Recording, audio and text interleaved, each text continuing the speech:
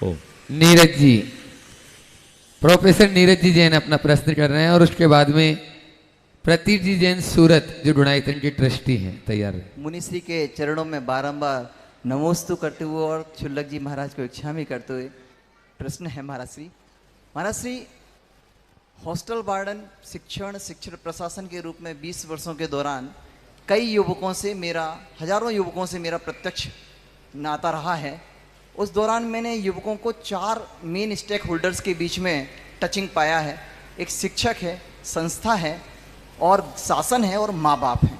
माँ बाप महाराज से शुरू में बहुत पैम्परिंग तरीके से बच्चों को पालते हैं, बाद में बात उनके हाथ से निकल जाती है, ना वो डांट सकते क्योंकि डर है और ना वो समझाने की स्थिति में रहते।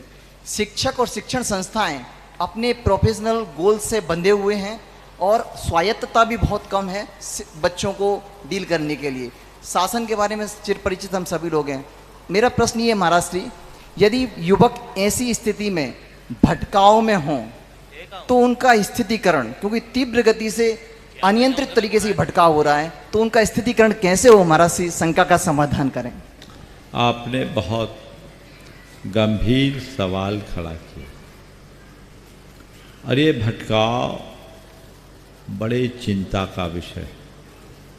युवा हमारे समाज की सबसे बड़ी शक्ति, और यदि उसमें ही भटकाव आए तो हमारा देश का भविष्य अंधकार में होगा, इसे कोई रोक नहीं सकता। हमें चाहिए कि युवाओं को हम सही दिशा दें, लेकिन मेरा तो कहना ये है कि दिशा देने से पहले हम उनमें इतने गहरे संस्कार भर दें कि उनमें भटकाव ही ना आए। जड़ को व्यवस्थित करें। अपने बच्चों के परवरिश में बहुत ज़्यादा गंभीर नहीं होते। पहले माता पिता बच्चों के संस्कारों के प्रति बहुत गंभीर रहते थे, खुद अनुशासन में रहते थे, बच्चों को अनुशासन का पाठ पढ़ाते थे और बच्चों के हृदय में माँ बाप के प्रति अतिरिक्त श्रद्धा और सम्मान होता था। और उसका ही ये परिणाम था कि यदि माँ बाप कुछ कह भी दे तो उनके मन में उसका कोई क्षोभ नहीं होता, अपितु उन सब के हृदय में माँ बाप के प्रति बड़ा मानसिक संकोच और डर रहता था और यही उनके जीवन को संतुलित करता था। आपने अपने पीढ़ी में इसका अनुभव किया होगा, हमने तो किया है। लेकिन आजकल सोच बदली, बच्चों के प्रति व्यवहार बदल गया, अब बहुत लिबर्टी दी जाने लगी और उसकी वजह है पहले अनेक संतान होते थे, भी ज़रूरत से ज़्यादा व्यस्त हो गए तो बच्चों के प्रति जैसी गंभीरता होनी चाहिए वैसा नहीं होने का परिणाम हम सब देख रहे हैं।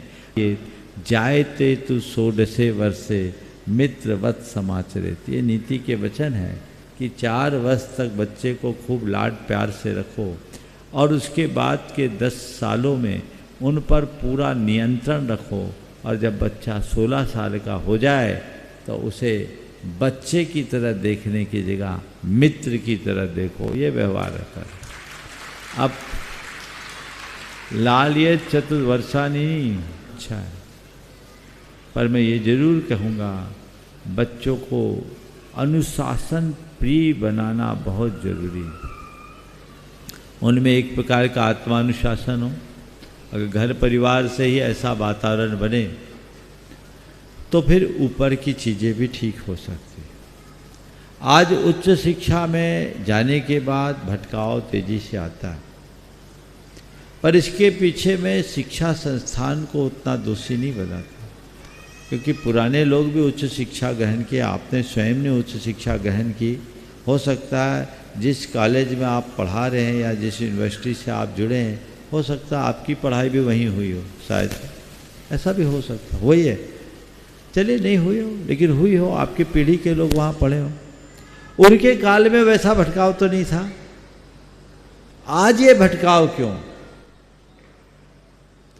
इसके अनेक वजहों में एक वजह मैं ये मानता हूँ कि पुराने समय में हमें बहुत अच्छे से कस करके पाला पोसा गया, हम संस्कारों में दृढ़ रहे, मर्यादों में बंध के रहे। बाद में थोड़ी ढिलाई हो गई, संस्कार छीन हो गए, मर्यादाएं नष्ट होने लगी। भटकाव का एक कारण ये। दूसरा कारण आज का इन्वायरमेंट, मीडिया और अन्य व्यवस्थाएं। पहले हम नैतिकता और मर्यादाओं को प्रमुखता देते थे, आज इनकी धज्जियां उड़ाई जाती हैं। अब संस्कृतियों ने जिस रफ्तार से अपना पांव पसारा है, उसने हमारा पूरी तरह सत्यानाश कर दिया। तो मेरा मानना है इसमें हम व्यवस्था को दोषी ठहराएं या पीढ़ी को दोषी कहकर कोसे, ये उचित नहीं दिखता। हमें एक ही समाधान दिखता है कि हम सब मिलकर हर बच्चे के हृदय में ऐसी प्रगाढ़ सांस्कृतिक निष्ठा जगा दें कि वे सपने में भी भटकने का नाम न लें, अपने आप संभाल सकते हैं। ऐसी चेतना को विकसित करना है। आपका सवाल है जो भटक गए उनके राह पर कैसे लाया जाए। उनसे हम प्रेमपूर्ण संवाद करें, प्यार हो। हम लोगों में एक कमी, किसी से गलती हो जाती है तो हम उसको सब तरफ गलत गलत गलत गलत गलत कहकर प्रचारित करते रहते और कोसते रहते हैं। एक बार गलती हुई हम उसे कोसते ही रहते हैं। नहीं, गलती कर देने वाले व्यक्ति के प्रति भी यदि आपके हृदय में प्यार और सद्भावना हो और एकांत में आप उन्हें समझाने की कोशिश करें तो उनमें बहुत बड़ा बदलाव आ सकता है। बदलाव आ सकता है। मैं एक उदाहरण देना चाहूँगा।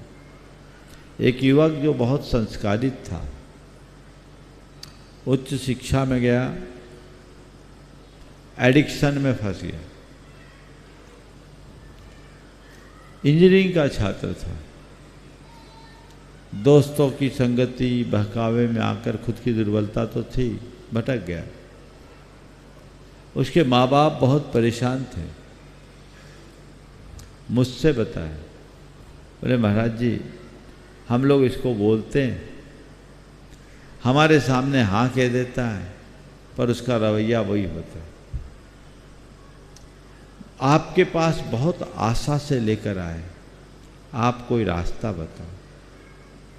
मैंने सबसे पहले उसके माँ बाप से कहा कि आज सबसे पहला संकल्प आप लोग लो कि आज से इस बच्चे के बारे में किसी को कुछ भी नहीं कहेंगे। हमारा बेटा भटक गया, हमारा बच्चा बिगड़ गया, ये कहना बंद करो। और इसके प्रति अपना जो बिहेवियर था वो वैसा ही रखो, उसमें कोई परिवर्तन मत करो। जो प्रेम सद्भाव पहले था वैसा ही बना करके चलो, फिर बाकी काम मैं करूँगा। मैंने उस बच्चे को बुलाया, उसकी बचपन की बातें उसे याद दिलाई और मैंने उससे कहा कि देखो 12th के पहले तुम क्या थे और अब क्या हो गए, और जो तुम हो गए हो अगर यही रास्ता रहा तो तुम्हारा जीवन क्या होगा।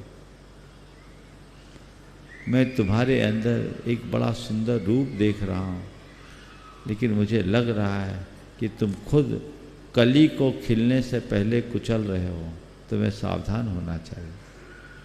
मैंने जब उससे प्यार से कहा, उसके आंखों से आंसू की धार बह रही, रोने लगा। बोले महाराज मैं क्या करूं, मैं खुद नहीं चाहता कि ये सब करूं, पर उस इन्वायरमेंट में जाने के बाद मेरा मन नहीं थमता। और महाराज मैं क्या बताऊं, मेरी इंजीनियरिंग करने की कतई इच्छा नहीं थी, पापा ने ज़बरदस्ती मुझे उधर भेज दिया और मैं वहाँ जाकर बिगड़ गया। महाराज मैं क्या करूं, मेरे ऊपर प्रेशर है। मैं कई बार सोचता हूँ कि कॉलेज जाना बंद कर दूं तो इससे बच जाऊंगा, लेकिन घर का प्रेशर है, मुझे अपनी पढ़ाई पूरी करनी है, अब मैं क्या करूं। मैंने कहा बेटा पढ़ाई से बड़ी जिंदगी है, तो पढ़ाई का मोह छोड़ अपनी जिंदगी को संवारने की कोशिश कर। समझाया, और उसके माँ बाप को इसके लिए समझाया कि देखो इस बच्चे पर प्रेशर करोगे तो ये कहीं का नहीं रह पाएगा, ना पढ़ पाएगा ना संभल पाएगा। आप तो इसको अपने साथ रखो। बहुत अच्छा बिजनेस था। मैंने कहा थोड़े दिन के लिए कॉलेज जाना बंद करो और तुम अपने पापा के साथ रहो, उनके बिजनेस को ज्वाइन करो, दिन भर उनके साथ रहो, दोस्तों की जगह उनको ही अपना दोस्त बना लो, और तुम 3 महीना ऐसा करो। और उसको मैंने कुछ अपनी तरफ से भावना योग वगैरह करने को दिया। आपको सुनकर प्रसन्नता होगी। आज वो लड़का विवाहित भी हो चुका, बच्चे भी हो चुके, और एक बहुत अच्छा बिजनेसमैन बन गया। सारी बुरी आदतें उसकी छूट गई। तो सुधार सब में हो सकता है। 2 स्तर पर काम करने की आवश्यकता है। पहले तो कोई बिगड़े नहीं, और दूसरी बात जो बिगड़ भी जाए तो उसके प्रति हृदय में प्यार हो, उपेक्षा नहीं, सत्कार हो, तिरस्कार नहीं। तब कहीं हम जाकर सामने वाले के अंदर कुछ बदलाव घटित कर सकते। प्रतीक जी